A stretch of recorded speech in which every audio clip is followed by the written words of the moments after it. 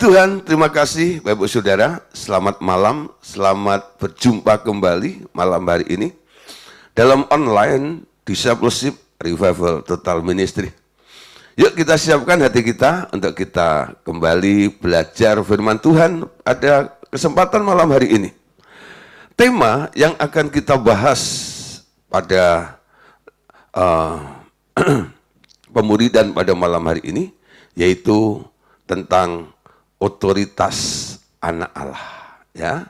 Temanya adalah otoritas anak Allah. Nah, saudara, sebelum saya bicara tentang otoritasnya, kita harus ngerti lebih dahulu, ya. Siapa sih sebenarnya yang pantas, yang layak disebut sebagai anak Allah itu siapa? Karena Alkitab memberitahu pada kita, menuliskan, ada beberapa ayat yang mendukung, bahwa Bapak itu punya anak, disebut anak tunggal, betul? Nangkep ya?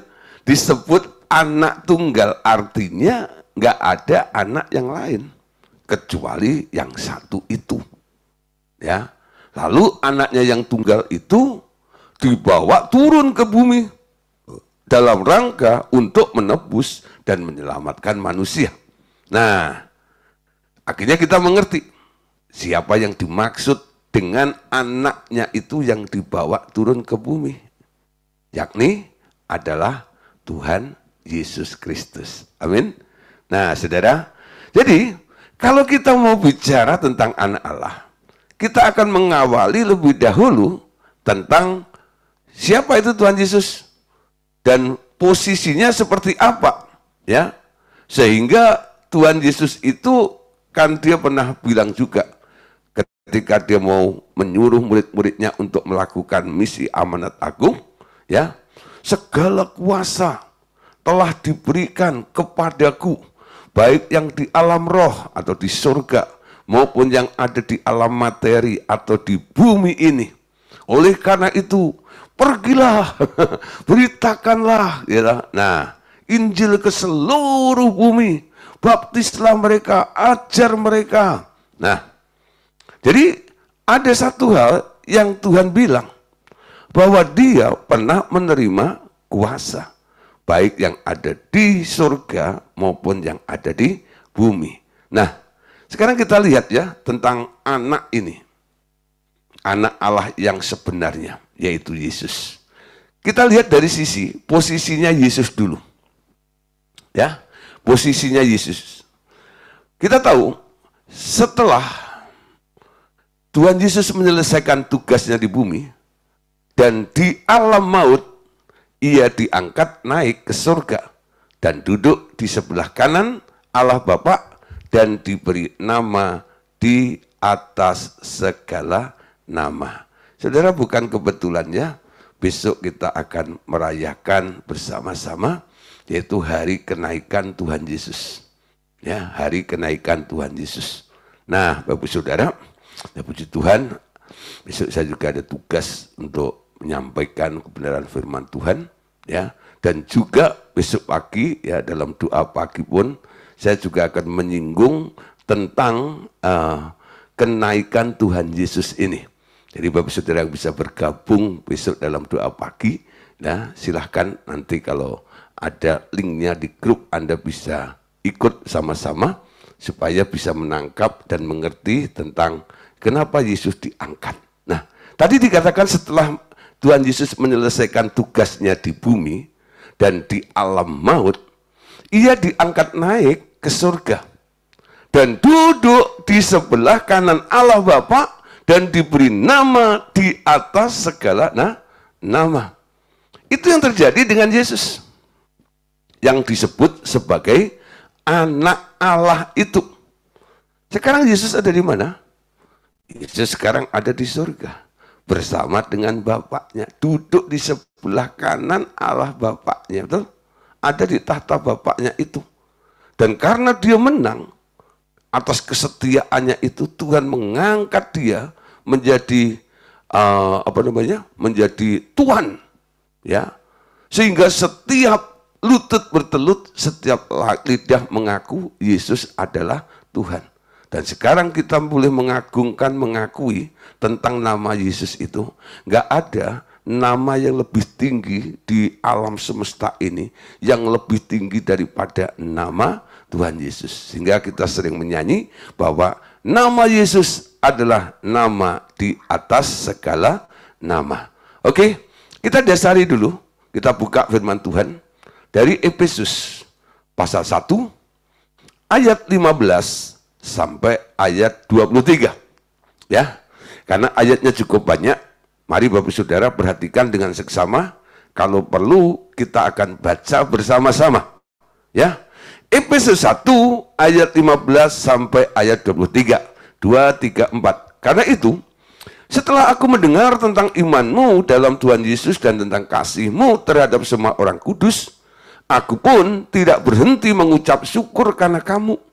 Dan aku selalu mengingat kamu dalam doaku dan meminta kepada Allah Tuhan kita Yesus Kristus, yaitu Bapa yang mulia itu, supaya Ia memberikan kepadamu roh hikmat dan wahyu untuk mengenal Dia dengan benar. Ayat 18. Dan supaya Ia menjadikan mata hatimu terang, agar kamu mengerti pengharapan apakah yang terkandung dalam panggilannya, betapa kayanya kemuliaan bagian yang ditentukannya bagi orang kudus, dan betapa hebat kuasanya bagi kita yang percaya sesuai dengan kekuatan kuasanya, yang dikerjakannya di dalam Kristus dengan membangkitkan Dia dari antara orang mati dan mendudukkan Dia di sebelah kanannya di surga. Ya. Nah, Saudara, kita perhatikan situ ya. Apa yang dilakukan oleh Bapak kepada Tuhan Yesus ini? Ini ditangkap oleh Rasul Paulus, ya. Paulus ketika melihat ada pertumbuhan yang luar biasa jemaat di Efesus ini, ketika dia mendengar tentang iman jemaat di Efesus, Paulus bilang, ketika aku mendengar tentang imanmu dalam Tuhan Yesus dan tentang kasihmu terhadap semua orang kudus, aku tidak berhenti mengucap syukur karena kamu dan selalu mengingat dalam doaku. Ini merupakan tugas daripada seorang leader, seorang gembala, seorang hamba Tuhan. Ketika kita melihat jiwa-jiwa yang kita menangkan, kita bawa ke dalam Tuhan mulai bertumbuh, apa yang harus kita lakukan? Pertama, kita patut mengucap syukur atas pertumbuhan mereka. Yang kedua, Saudara, kita harus berdoa, ya. Apa yang didoakan oleh Paulus untuk jemaat di Efesus itu? Tadi dikatakan dalam ayat yang ke-17, dan meminta kepada Allah Tuhan kita Yesus Kristus, yaitu Bapa yang mulia. Artinya dialamatkan kepada Allah Bapa. Amin. Supaya Bapa memberikan kepadamu roh hikmat dan wahyu untuk mengenal Dia dengan benar. Untuk mengenal siapa? Untuk mengenal Yesus. Jadi mengenal Yesus itu nggak bisa dengan pikiran kita. Pernah satu kali, Saudara, ya, murid-murid Tuhan Yesus itu ditanya oleh Tuhan Yesus tentang siapa dirinya. Jawabannya belepotan semuanya, bukan? Lalu Petrus menjawab, aku tahu engkau adalah Mesias, anak Allah yang hidup. Jawabannya benar, tapi walaupun benar, Yesus bilang, kalau kamu bisa jawab itu bukan karena kamu, Petrus. Itu karena Bapakku yang memberikan pewahyuan kepadamu. Oleh karena itu, Paulus, supaya orang-orang yang imannya mulai bertumbuh ini terus bisa mengenal kepada Yesus, salah satu doanya adalah memintakan kepada jemaat di Efesus itu, supaya Bapa yang mulia itu memberikan roh, hikmat, dan wahyu. Nah, Saudara, kita sebenarnya nggak perlu nunggu didoain. Kita bisa minta juga. Karena apa? Sejak Tuhan Yesus mengajarkan tentang doa Bapa kami, sekarang Bapaknya Yesus itu juga Bapakmu. Engkau bisa direct, engkau bisa minta langsung kepada Bapa. Apa yang kita minta? Jangan melulu minta berkat terus. Tapi Anda juga sekali-kali penting juga untuk minta hikmat dan wahyu supaya kita bisa mengenal Yesus dengan benar. Doa yang kedua yang dilakukan oleh Paulus kepada jemaat di Efesus apa?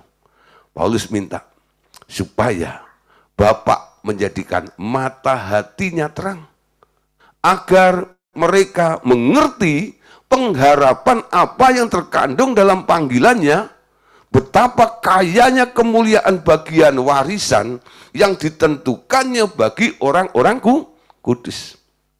Diterangi mata hatinya.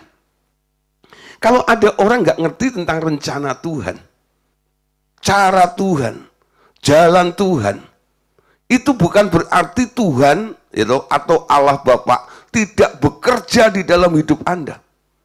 Dia tetap bekerja. Ya, Yesus pernah katakan, aku bekerja karena Bapakku sampai hari ini tetap bekerja, betul? Sampai hari ini Bapak terus bekerja, melakukan sesuatu untuk kita. Amin. Nah, supaya kita paham tentang apa yang sedang Bapak kerjakan, lakukan untuk kita di dalam kita ini, Paulus minta supaya Bapak membuka mata hati mereka, menerangi hati mereka, supaya mereka mengerti tentang sebuah pengharapan yang terkandung di dalamnya, dan panggilannya, dan betapa kayanya kemuliaan bagian warisan yang telah ditentukannya bagi orang-orang kudus. Dan bukan itu aja. Kalau Anda lanjut ayat 19 dikatakan, dan betapa hebat kuasanya bagi kita yang percaya, sesuai dengan kekuatan kuasanya yang dikerjakannya di dalam Kristus, dengan membangkitkan dia dari antara orang mati dan mendudukkan dia di sebelah kanannya di surga. Nah, saudara, Paulus itu mau memberitahu pada kita, ya, memang pertama kali ya kita mau diberitahu tentang posisinya Yesus. Tapi kita juga diberitahu satu hal, tentang kuasa yang Bapa nyatakan kepada Yesus. Ya, pertama saudara, Yesus dibangkitkan dari kematian, betul? Jadi Yesus itu nggak bangkit sendiri. Yesus itu dibangkitkan, yang dikerjakannya dalam Kristus dengan membangkitkan Yesus dari antara orang mati. Amin. Yang bangkitin Yesus siapa? Allah Bapa. Ya. Nah, dan mendudukkan dia di sebelah kanannya di surga. Jadi Yesus itu dikatrol kembali oleh Bapaknya. Dulu diturunkan ke bumi, sampai akhirnya mati digantung di kayu salib, mati 3 hari, lalu pada hari ketiga Bapaknya membangkitkannya. Amin. Lalu Yesus masih 40 hari, saudara, berkeliaran di muka bumi, karena punya tugas meneguhkan dan menguatkan iman murid-muridnya. Setelah dianggap selesai, lalu hari ke-40, Tuhan Yesus ajak mereka pergi, ya, ke Bukit Zaitun. Nah, di situ saudara terjadi perpisahan. Yesusnya diangkat oleh Bapaknya. Kemana? Ke tahta Bapaknya. Sekarang Yesus duduk di sebelah kanan Allah Bapa itu. Nah, saudara, tempat yang diduduki oleh Tuhan Yesus, kalau Anda baca ayat 21, itu adalah tempat yang jauh lebih tinggi dari segala pemerintah dan penguasa dan kekuasaan dan kerajaan dan tiap-tiap nama yang dapat disebut. Bukan hanya di dunia ini saja, melainkan juga di dunia yang akan datang. Dan segala sesuatu telah diletakkannya di bawah kaki Kristus. Dia telah diberikannya kepada jemaat sebagai kepala dari segala yang ada. Jemaat yang adalah tubuhnya, yaitu kepenuhan dia yang memenuhi semua dan segala sesuatu. Amin. Tempat yang diberikan oleh Bapa kepada Tuhan Yesus, itu adalah tempat yang jauh lebih tinggi dari segala pemerintah dan penguasa dan kekuasaan dan kerajaan dan tiap-tiap nama yang bisa Anda sebut. Gak ada tempat yang lebih mulia, lebih tinggi daripada duduk di sebelah kanan Allah Bapa. Nah, saya harap dengan penjelasan yang saya berikan pada malam hari ini, Anda mulai menangkap, Anda mulai mengerti, betul, tentang istilah duduk di sebelah kanan Allah Bapa. Kita nggak usah ya berdiskusi, Pak, kira-kira tempatnya itu di sudut derajat berapa gitu ya. Nggak usah. Kita ambil dengan iman, ya, istilahnya saja. Duduk di sebelah kanan Allah Bapa. Nggak peduli itu di utara, timur, selatan, barat, atas, bawah. Itu bukan persoalan. Ya. Tapi pengertian yang Anda tangkap adalah tentang satu istilah duduk di sebelah kanan Allah Bapa. Jadi Bapa itu punya tahta, saudara. Nah, jadi di tahta Bapa itu, nah itu sebelah kanannya, itu nanti akan banyak duduk nih. Orang-orang yang percaya, yang pertama kali duduk di sebelah kanan Allah Bapa siapa? Tuhan Yesus. Duduk di sebelah itu. Kenapa didudukkan di sebelah kanan? Kok bukan sebelah kiri? Nah, kalau ada orang yang menjadi orang yang dipercaya, orang kepercayaan, betul ya, itu sering disebut ya dengan istilah sebagai tangan kanan, betul? Tangan kanan, bukan tangan kiri. Walaupun mungkin kalau jalan orang itu bisa di kirinya bos itu atau di kanannya orang itu. Tapi orang itu nggak peduli posisi kanan atau kirinya, karena dia yang dipercaya, kadang-kadang juga didelegasikan, diberi otoritas juga untuk apa? Untuk melakukan sesuatu. Kalau bosnya nggak sempat, udah kamu aja yang pergi ya. Bilang aku yang suruh, kerjakan.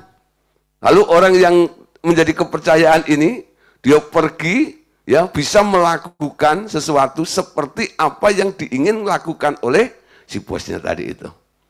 Nah, saudara, jadi ini adalah orang kepercayaan. Diberi kuasa, diberi otoritas yang luar biasa. Duduk di sebelah kanan Allah Bapa itu bukan sebuah kebetulan. Tapi istilah ini bisa membuat kita semakin mengerti. Ya, kenapa mesti duduk di sebelah kanan Allah Bapa? Karena tempat itu nggak ada tandingan. Tandingannya jauh lebih tinggi dari segala pemerintah, dari penguasa, kekuasaan, kerajaan, dan setiap nama yang bisa Anda sebut. Nah, oke. Ibrani 10 ayat 12. Ini ayat pendukungnya. Tetapi ia, ini maksudnya Tuhan Yesus ya, Yesus setelah mempersembahkan hanya satu kali korban saja karena dosa, ia duduk untuk selama-lamanya di sebelah kanan Allah, dan sekarang ia hanya menantikan saatnya di mana musuh-musuhnya akan dijadikan tumpuan kakinya. Nanti kalau Anda tadi tanya nih ya, ngapain Yesus duduk di sebelah kanan Allah Bapa, kurang kerjaan. Ini bukan maunya Tuhan Yesus. Yang mau adalah Bapaknya. Dibangkitkan dari kematian, lalu diangkat, didudukkan. Artinya apa? Posisi itu ditentukan, ditetapkan, diberikan oleh satu pribadi yang namanya Bapa. Ini bukan kemauannya Tuhan Yesus. Kemauannya Bapaknya. Amin. Kemauan Bapaknya itu. Nah, kenapa Yesus harus duduk di situ? Disuruh duduk. Lalu sekarang Bapaknya yang bekerja menaklukkan semua musuh-musuhnya. Tadi malam sudah saya sedikit ya, waktu dalam tanya jawab, saya singgung sedikit tentang peta zaman. Peta zaman yang benar itu seperti ini. Ya, awalnya Allah Bapa melahirkan Tuhan Yesus. Pada hari ini aku memperanakkan anakku. Lalu keluarlah satu roh. Lalu roh itu diberi nama Firman. Firman itu diakui sebagai anak, disebut Allah anak. Betul? Yaitu Yesus. Coba nanti cek Yohanes pasal 1 dan seterusnya. Ya, itu dasarnya saya memberikan penjelasan seperti ini. Tentang Yesus adalah anaknya. Setelah Yesus ada, Allah Bapa mendelegasikan semuanya tentang penciptaan dan segala sesuatunya kepada Yesus. Lalu mulai hari itu, Yesuslah yang kerja. Amin. Yang menata ulang bumi kembali. Siapa? Tuhan Allah. Tuhan Allah itu siapa? Yesus. Yang turun ke bumi, ya, menebus manusia, mati dan dibangkitkan. Nah, akhirnya selesai tugas Yesus. Di atas kayu salib dia bilang apa? It's finished. Pekerjaan Allah untuk manusia dan makhluk-makhluk yang lain belum selesai.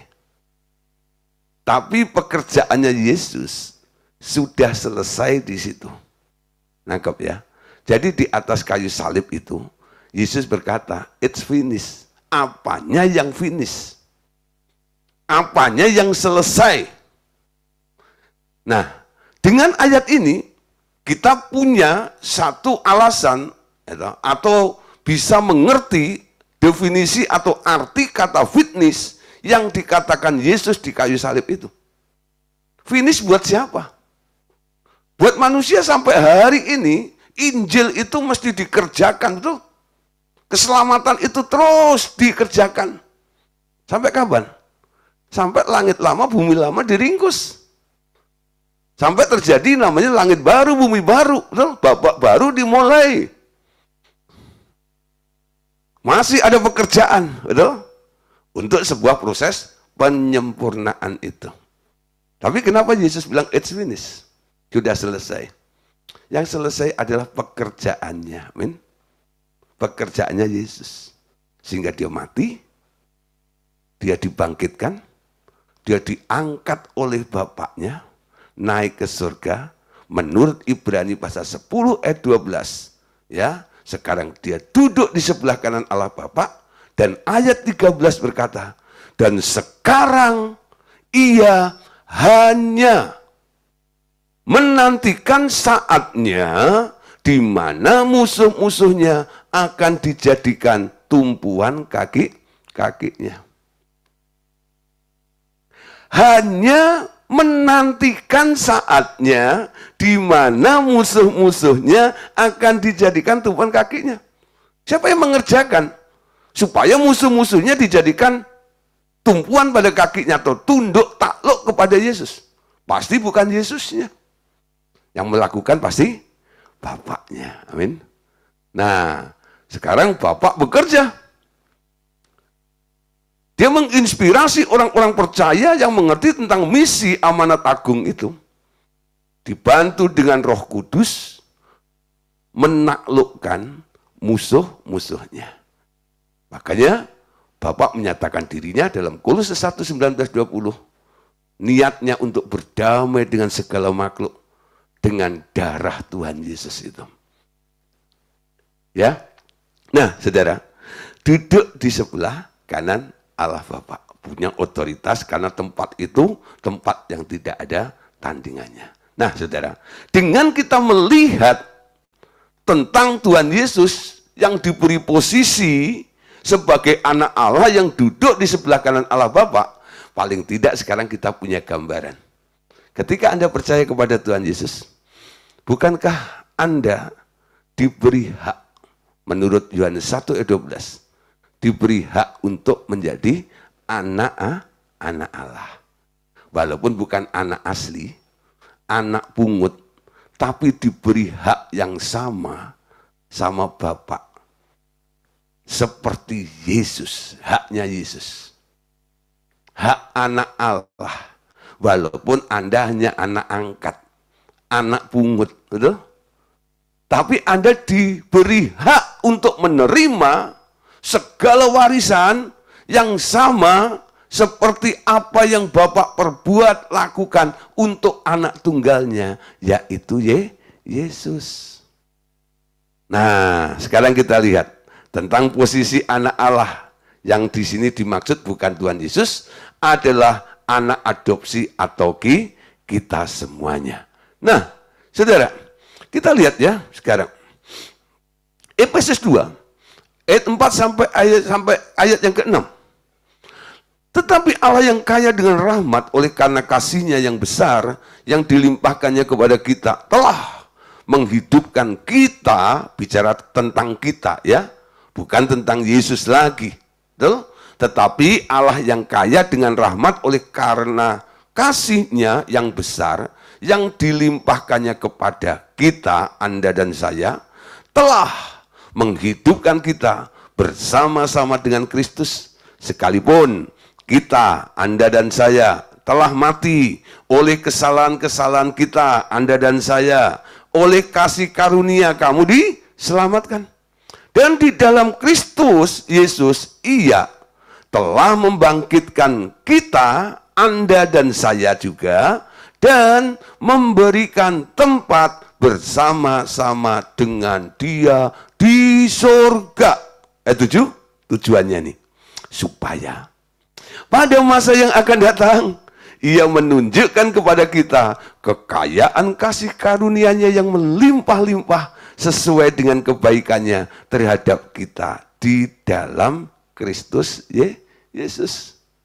Nah, saudara, oleh karena rahmat dan oleh karena kasih-Nya yang besar yang dilimpahkan kepada kita, sekarang ya, Dia telah menghidupkan kita bersama dengan Kristus. Dihidupkan bersama dengan Kristus. Nah, sekalipun kita telah mati oleh karena kesalahan dan dosa-dosa kita, oleh kasih karunia kita sekarang diselamatkan. Dan di dalam Kristus sekarang Ia telah membangkitkan kita juga dan memberikan kita bersama-sama tempat, yaitu duduk di surga. Amin. Di sebelah kanan Allah Bapa juga. Nah, saudara, tentang tempat dan kenapa ada di sana. Kalau Yesus bisa ada di sana, sekarang Anda juga boleh ya sebagai anak Allah diberi tempat yang sama sejajar dengan Tuhan Yesus itu. Fasilitasnya harusnya sama, bukan? Tadi dikatakan ayat 7, supaya pada masa yang akan datang nantinya Ia akan menunjukkan kepada kita kekayaan kasih karunia-Nya yang melimpah-limpah sesuai dengan kebaikan-Nya terhadap kita dalam Kristus Yesus. Saudara, sebagai anak Allah, duduk di sebelah kanan Allah Bapa, untungnya apa? Pertama, saudara, untuk kita ya, ketika kita didudukkan bersama dengan Yesus di surga, dan kita adalah anak Allah, sekarang status kita baru. Kita bukan terdakwa lagi. Selama Anda masih jadi manusia, tidak mau berubah jadi anak Allah, setiap hari Anda akan ditembak sama setan. Panah-panah api daripada si iblis itu terus diarahkan kepada Anda. Dalam bentuk apa? Dakwaan. Betul? Banyak orang merasa dirinya nggak layak di hadapan Tuhan. Padahal Tuhan sudah menebus dan melayakkan Anda. Kenapa Anda terus merasa dirimu tidak layak di hadapan Tuhan? Ada sesuatu yang mendakwa di dalam diri Anda, betul? Ya. Nah, kalau Anda berubah jadi anak Allah, duduk di sebelah kanan Allah Bapa, Anda bukan terdakwa lagi. Seluruh tuduhan-tuduhan dakwaan itu nggak akan bunyi lagi di dalam diri Anda, betul?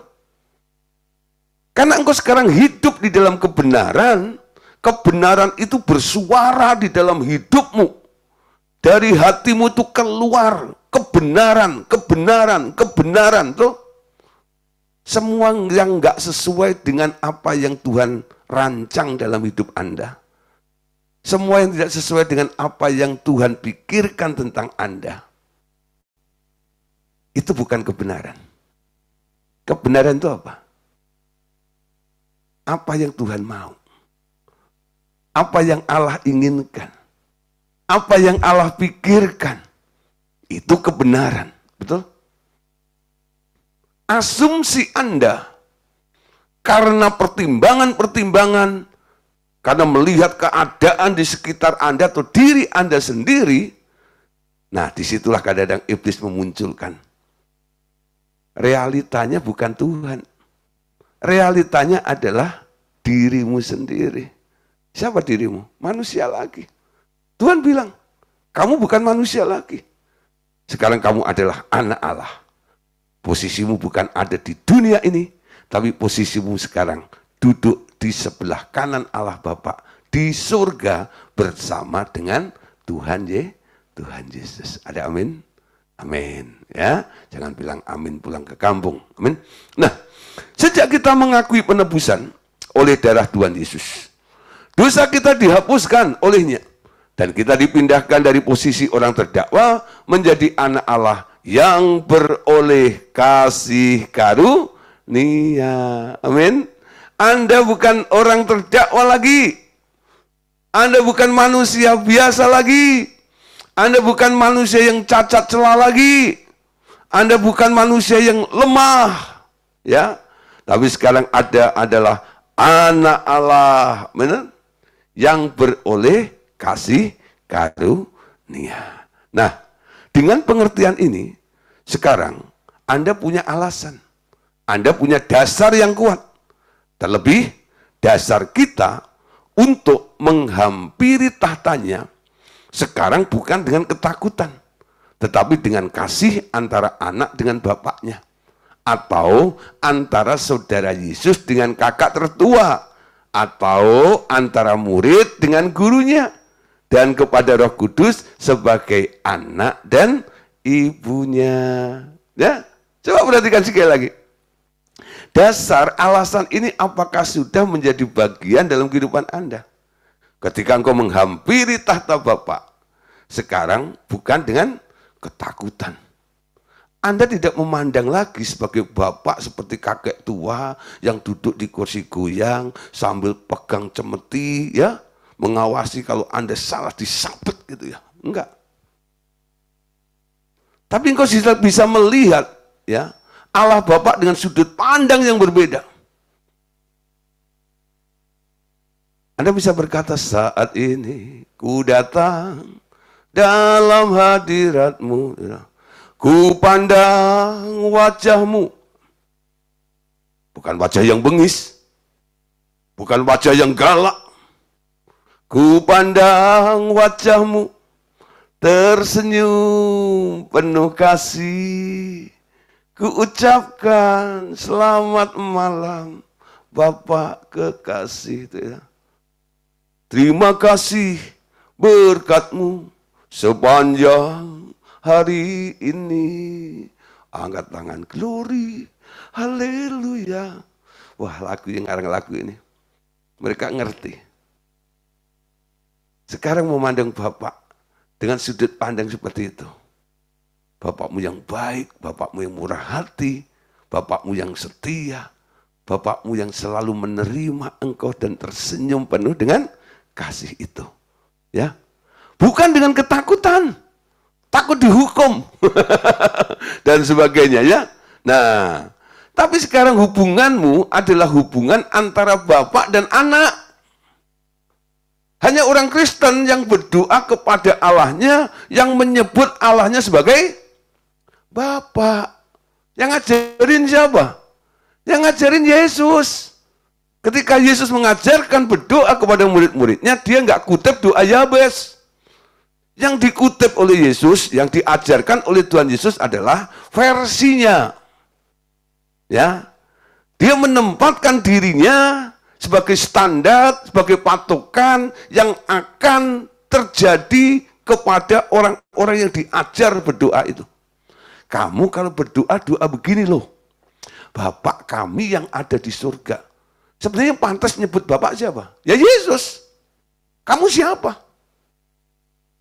Tapi Yesus mau kita yang percaya kepadanya punya nasib yang sama kayak Yesus. Sehingga Yesus ajarkan doa ini. Kalau nyebut Allah, menghadap Allah, sapa dia sebagai Bapa dan tempatkan dirimu sebagai sebagai anak. Amin. Ya Bapak, Bapak, ini aku anakmu. Ya. Nah, siapa di sini anak Allah? Bapakmu siapa? Bapakmu di sana, amin. Allah Bapak itu Bapakmu. Bapaknya Yesus sekarang juga menjadi Bapak Anda. Nah, hubunganmu dengan Yesus, sekarang kalau Yesus anak yang tertua, ya, Anda sebagai adiknya, big brother, wah, kohde, ya, koko gede. Nah, kalau orang Jawa bilang Kang Mas, ya, Kakang Mas. Nah, saudara, atau bahasa lainnya. Pokoknya saudara tua lah, ya, kakak tua, tapi bukan burung kakak tua, ya, kakak tertua, ya. Atau kalau Anda memandang Yesus sebagai leaders atau guru Anda bisa menyapa hubungan Anda dengan Yesus adalah antara guru dan murid. Nah, dengan Roh Kudus, karena Roh Kudus itu mengambil sisi feminimnya daripada Allah Bapa, makanya Roh Kudus bisa berperan sebagai ibu dalam iman kita. Jadi hubungannya antara anak dengan ibunya. Amin. Kolose pasal 2 ayat yang ke-13. Nah, kamu juga meskipun dahulu mati oleh pelanggaranmu dan oleh karena tidak disunat secara lahiriah, telah dihidupkan Allah bersama-sama dengan Dia sesudah Ia mengampuni segala pelanggaran kita dengan menghapuskan surat hutang yang oleh ketentuan-ketentuan hukum mendakwa dan mengancam kita, dan itu ditiadakannya dengan memakukannya pada kayu salib. Memang saudara, kita itu dulu telah mati karena pelanggaran dosa kita ini. Kita nggak mampu untuk untuk melakukan tuntutan hukum Taurat itu. Tapi Tuhan datang, Dia segera sudah mengampuni segala ketidakberdayaan dan pelanggaran kita itu. Dengan apa? Dengan cara Dia naik di kayu salib.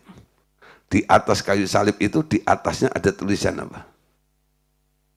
Kalau saya tanya seperti ini pasti ya rata-rata jawabnya adalah ada tulisan INRI, ya, Jesus Nazaret, ya, Raja Yahudi. Nah, banyak orang-orang yang selalu bilang begitu. Pokoknya ada tulisan INRI di atasnya itu. Ya, sebenarnya secara roh ada tulisan yang jarang orang pahami. Di atas kayu salib itu ada yang dipakukan bersama dengan Yesus. Sebuah surat, ya, Kolose 2:13 tadi atau 14-nya khususnya, dengan menghapus surat hutang yang oleh ketentuan hukum mendakwa dan mengancam kita, dan itu ditiadakannya dengan memakukannya pada kayu salib. Segala bentuk utangmu, utang budi, pada budi nggak punya utang. Utanglah kepada si iblis, tuntutan semua. Itu sudah digenapi oleh Yesus. Jadi ada surat hutang Anda yang ditaruh di sana. Lalu di bawahnya ada yang taken. Dan ada yang bunyi di situ. Sudah dibayar lunas. Amin. Yang bayar siapa? Yesus. Sudah dibayar lunas oleh Tuhan Yesus. Nah, ada orang saudara, ketika saya sedang berkhotbah seperti ini, mereka khotbah saya itu menjadi rema dalam kehidupan mereka. Kenapa menjadi rema? Karena orang yang mendengarkan itu memang ya dia sedang terlilit hutang, saudara. Lalu dia berpikir, awalnya sedikit ragu dan bimbang. Lalu setelah saya khotbah, turun, selesai ibadah, mereka menyamperin saya. Pak Pendeta, tadi Bapak khotbahnya bagus. Dan itu juga mengena kepada saya. Sekaligus itu yang saya butuhkan, Pak. Yang mana saya bilang, bagian yang mana? Kan saya khotbah 1 jam, gitu. Poin yang mana, gitu ya. Lalu dia bilang, itu loh Pak tentang hutang. Lalu saya pasti nangkep, oh ini pasti orang punya utang. Lalu saya langsung tanya, utangmu piro? Hutangmu berapa? Dia sebut sudah nominalnya, kaget saya. Ya, orang Jakarta itu kalau hutang sudah, wah, MM-an. Bukan ember, betul MM-an. Saya kaget. Nah, gimana Pak? Kalau hutang dosa, kan gampang dibayar Yesus ya. Kalau hutang duit bagaimana Pak? Saya bilang, saya tanya pada Bapak ini, Pak, hutang dosa, kalau nggak bisa bayar, masuk mana Pak? Masuk neraka. Berapa lama Pak hubungannya? Forever, kekal selamanya. Betul? Bisa dibayar oleh Yesus? Bisa. Kalau Anda hutang duit, Anda nggak bisa bayar, Anda diperkarakan, paling-paling Anda masuk bui, masuk penjara. Berapa lama? Ya 5 sampai 15 tahun Pak. Lama mana? Hutang dosa masuk neraka atau hutang duit masuk bui? Ya, ya lama dosa lah Pak, gitu ya. Tapi persoalannya gini loh Pak, gitu. Kalau hutang dosa itu kan di alam roh, kalau hutang duit itu kan ada di alam materi loh Pak, gitu. Darah Yesus itu sekarang kan nggak ada di alam materi, adanya kan di alam roh ya Pak. Udah saya ngerti juga nih firman. Saya bilang, ya toh. Nah, iman itu dikerjakan di alam roh. Memang ya, perkara pertama-tama itu kadang-kadang wujudnya adalah roh. Tapi imanmu bisa menarik ya sampai yang di alam materi pun bisa berubah. Termasuk utangmu itu. Oh gitu ya Pak. Iya dah. Tolong Pak minta didoain. Saya tumpang tangan. Pertama apa? Saya ajak minta ampun karena dia sudah berhutang. Karena hutang itu bukan solusi. Hutang itu adalah jalan pintas. Minta ampun sama Tuhan. Karena kamu nggak punya iman. Sekarang kamu percaya kepada Tuhan, kamu mengambil jalan iman. Yakin percaya kepada Tuhan. Puji Tuhan saudara. 2 tahun kemudian, dia ketemu dengan saya senyum-senyum. Pak, puji Tuhan. Sudah lunas.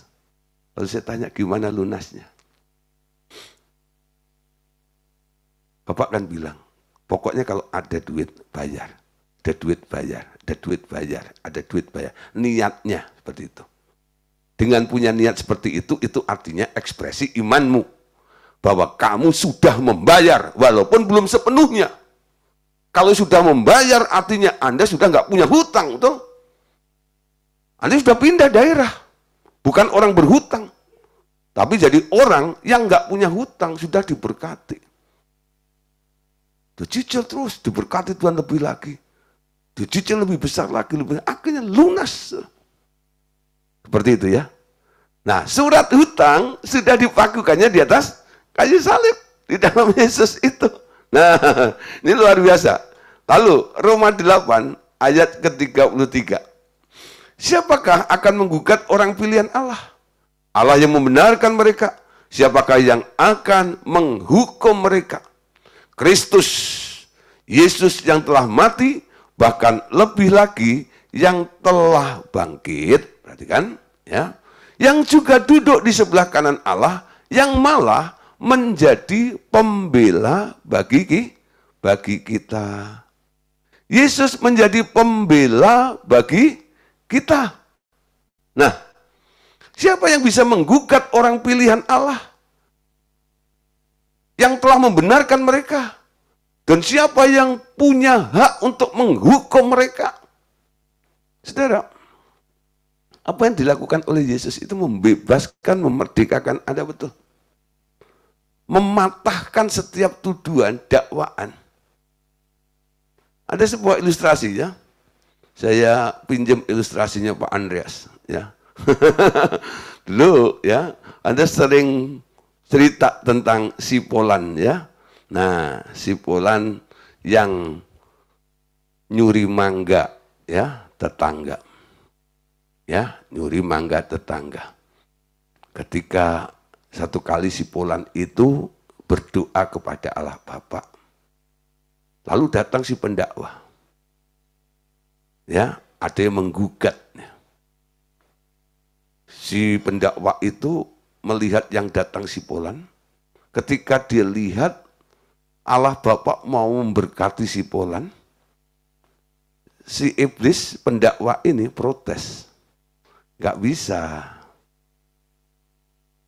Orang kayak gitu gak bisa, dia salah. Dia nyolong. Dia mencuri. Nggak bisa. Alkitab berkata, yang menjadi pemisah antara engkau dan Allahmu adalah segala dosa dan kejahatanmu. Nyolong itu dosa. Nyolong itu jahat. Karena yang sini nyolong, yang sana kudus, terjadi gap. Nggak bisa diberkati. Padahal hatinya Bapak itu ingin memberkati itu. Tapi yang menjadi penghalangnya itu ada dosa dan kejahatannya. Bagaimana dosa dan kejahatan itu bisa menghalangi niat Bapak yang begitu mulia, begitu baik, perhatian kepada Anda itu. Karena si pendakwa mulai menutup aksesnya dengan protes kepada bapaknya. Nah, karena melihat kondisi seperti itu, ya, untungnya si Polan itu sudah lahir baru, terima Yesus sebagai Tuhan dan Juru Selamat di dalam dirinya. Namun belum sepenuhnya melakukan firman aja. Ya, nah, melihat orang yang sudah percaya kepada Yesus itu, Yesus melihat kondisi Polan yang didakwa dan dihadang berkatnya oleh si iblis tadi itu, Tuhan Yesus sekarang turun, ya, dan ketemu dengan si iblis itu, dia berperan sebagai apa? Pembela bagi Polan itu. Ada apa ini ribut-ribut? Lalu Bapak bilang sama Yesus, itu loh, aku mau berkati si Polan. Si iblis bilang, nggak boleh didakwa si Polan itu. Polan itu nyolong mangga, kata si iblis. Lalu Yesus bilang gini, enggak, si Polan enggak pernah nyolong. Mendengar argumen seperti itu, si iblis kebakaran jenggot. Nyolong. Ya, Yesus sebagai pembela bilang, tidak. Ya, pendakwanya, nyolong, tidak, nyolong, tidak, nyolong, tidak, nyolong, tidak, nyolong. Wah, ramai kan. Ya. Itu kalau terjadi argumen, ya, di persidangan kan begitu. Antara pembela, ya, dan jaksa penuntutnya. Wah, ramai sekali. Akhirnya Bapak menengahin. Stop. Ya, sekarang kita buktikan. Kan ada malaikat yang selalu mengawasi perbuatan baik mereka itu. Kita panggil malaikat. Lalu kita minta malaikat untuk membuka buku catatan. Ya, kehidupan dari si Polan itu. Ya, makanya di alam roh kan ada, ya, buku perbuatan baik dan jahat. Amin. Nah, saudara, lalu malaikat yang mengawasi Polan itu dipanggil. Nah, kamu kan ditugaskan untuk mengawasi si Polan itu. Betulkah tanggal sekian, ya, kata si iblis, jam sekian, si Polan itu nyolong mangga tetangganya? Dicari catatannya. Nggak ada. Nggak ada catatannya. Nggak ada tuh catatannya. Si iblisnya marah. Sebagai pendakwa dia marah.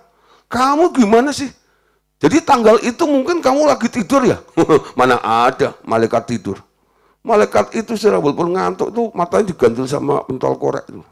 Ya, supaya melek terus. Nggak tidur. Tapi kok nggak ada? Padahal aku menyaksikan sendiri. Bahkan nih, dia buka kartunya. Yang nyuruh,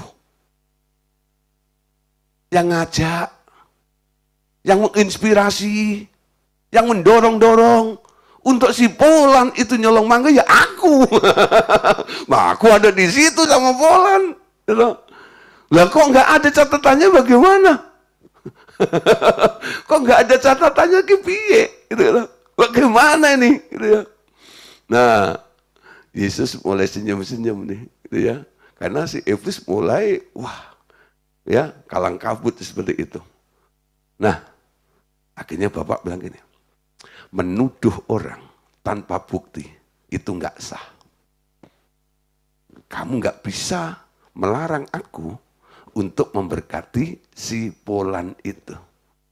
Akhirnya Polan bisa menerima jawaban doa atau berkat dari Allah Bapa. Iblisnya pergi dengan ngomel-ngomel. Ya, karena dia menyaksikan sendiri, dia yang ngajak si Polan itu nyolong. Tapi kok nggak ada catatannya. Nah, si iblis sudah pergi. Lalu Allah Bapa tanya pada Tuhan Yesus. Ada Bapa bertanya pada anaknya. Allah Bapa tanya kepada Tuhan Yesus ya, gitu. Ya. Kan namanya Yesus ya. Masa panggilnya Susus kan nggak enak ya. Nah, nah, gitu. Ini gimana sih ceritanya? Lalu Yesus menjelaskan kronologinya. Pak, Dad, sebenarnya ya memang pernah terjadi. Polan itu pernah nyolong.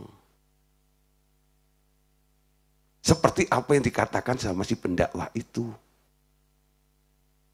Loh, tapi kok nggak ada catatannya? Kenapa? Setelah dia nyolong, Roh Kudus yang ada di dalam dirinya, Polan, menginsapkan akan dosanya. Sehingga dia datang minta ampun.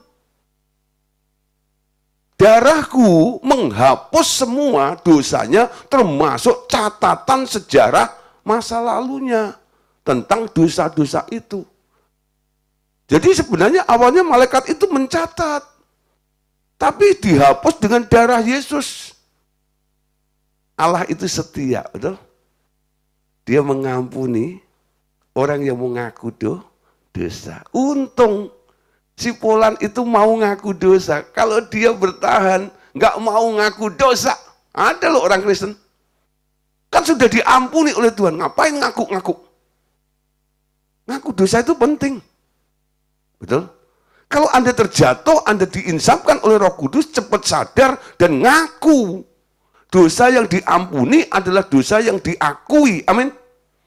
Kalau Anda nggak pernah ngaku, dosamu diampuni nggak? Apanya yang diampuni? Karena Anda nggak merasa bersalah. Amin. Kalau Anda sudah tahu Anda bersalah, Anda minta ampun kepada Tuhan, kesalahanmu dihapuskan dengan darah Tuhan Yesus. Clear di situ. Allah Bapak mangguk-mangguk. Nah, sudah barang buktinya dilenyapkan. Nah, Roma 8 ayat 33 tadi, saudara. Ya. Siapa yang akan menggugat orang pilihan Allah? Allah yang membenarkan mereka. Siapa yang menghukum mereka? Kristus Yesus yang telah mati, bahkan lebih lagi yang telah bangkit, yang juga duduk di sebelah kanan Allah, yang malah menjadi pembela bagi kita. Amin. Bagi kita. Nah, kenapa Yesus melakukan seperti itu? Ini alasannya adalah karena ada compassion. Ada belas kasihan Allah. Biar belas kasihanmu Bapa, amin, penuhi hati kami. Belas kasihan Allah telah diberikan kepada orang beriman dengan jalan mengirim anaknya, disuruhnya mati di kayu salib untuk mengampuni dosa kita dan sekaligus mendudukkan kita di sampingnya, yaitu tempat tertinggi yang dapat diberikan kepada kita. Sekarang Bukan lagi persoalan apakah Allah mau memberi belas kasihannya untuk mengeluarkan orang beriman dari kesulitannya, tetapi apakah ada iman untuk memperoleh pertolongan itu. Amin. Jadi persoalannya, ini prinsip dasarnya. Bukan persoalan apa Allah mau memberi belas kasihannya untuk mengeluarkan, menolong, menyembuhkan Anda. Tapi yang penting sekarang, apakah ada iman untuk memperoleh pertolongan itu. Tentang belas kasihan Allah, itu sudah dicurahkan. Dalam bentuk apa? Ketika dia memberikan anaknya yang tunggal, karena begitu besar kasih Allah akan dunia ini. Ibrani 8 ayat 10 dan ayat 12. Maka inilah perjanjian yang kuadakan dengan kaum Israel sesudah waktu itu. Demikianlah firman Tuhan. Aku akan menaruh hukumku dalam akal budi mereka dan menuliskannya dalam hati mereka. Maka aku akan menjadi Allah mereka dan mereka akan menjadi umatku. Dan mereka tidak akan mengajar lagi sesama warganya atau sesama saudaranya dengan mengatakan, kenalah Tuhan. Sebab mereka semua besar kecil akan mengenal aku. Sebab aku menaruh belas kasihan terhadap kesalahan mereka dan tidak lagi mengingat-ingat dosa mereka. Jadi kalau Tuhan mengampuni, dia nggak ingat-ingat lagi. Bahkan dengan kuasa darah Tuhan Yesus, sejarah masa lampaumu termasuk catatan dosamu, itu semua sudah dilenyapkan. Dan Allah tidak mengingat-ingat kembali. 1 Petrus 2 ayat yang ke-10. Kamu yang dahulu bukan umat Allah, ya, tetapi yang sekarang telah menjadi umatnya, yang dahulu telah tidak dikasihani, tetapi yang sekarang telah beroleh belas kasihan. Telah beroleh belas kasihan. Jadi kalau Anda mengerti dengan iman hari ini sebagai anak Allah, Anda adalah orang yang telah apa? Beroleh, mendapatkan belas kasihan itu, compassion itu. Anda telah beroleh di dalam Kristus. Nah, dulu yang kita bukan umat Allah, sekarang kita telah menjadi umatnya. Yang dulu tidak dikasihani, tetapi sekarang Anda menjadi perhatian Allah. Allah fokus kepada Anda. Sampai Anda dijadikan sebagai biji matanya Allah. Diperhatikan oleh Allah. Sampai rambut di kepalamu pun dihitung oleh Allah. Amin. Nah, ayat terakhir untuk malam hari ini. 1 Petrus 2 ayat 10.